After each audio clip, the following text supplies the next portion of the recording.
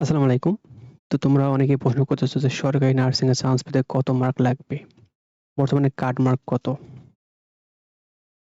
তো দেখো, আজকে তোমাদের নার্সিং ভর্তি পরীক্ষা হয়ে গেছে এবং পরীক্ষা মোটামুটি প্রশ্ন সহজ হয়েছে। সহজ বলতে বিগত ১০ বছরের তুলনায় তোমাদের এই বছরের প্রশ্ন অনেক সহজ হয়েছে। এবং এবছর বিএসসি বলো, ডিপ্লোমা বলো, মিডওয়াইফারি বলো সবার প্রশ্ন সহজ হয়েছে। তো এবছর চান্স পেতে হলে কাট মার্ক যে খুব বেশি লাগবে তা কিন্তু না। ধরো তোমাদের ১০০ মার্কের এমসিকিউ পরীক্ষা হইছে।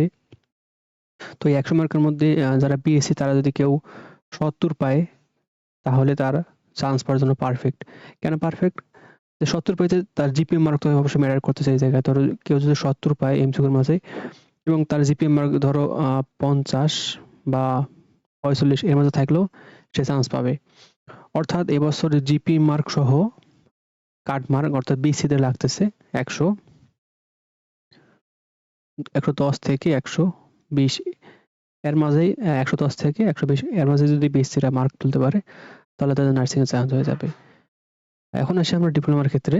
তো ডিপ্লোমার ক্ষেত্রে কাট মার্ক খুব বেশি লাগবে না।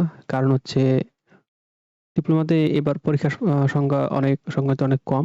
তারপরেও আমি তোমাদের বলে দেই যে ডিপ্লোমাতে কাট মার্ক এবার লাগতে পারে তোমাদের জিপিএ সহ লাগতে পারে হচ্ছে ১১০ থেকে ১১৫।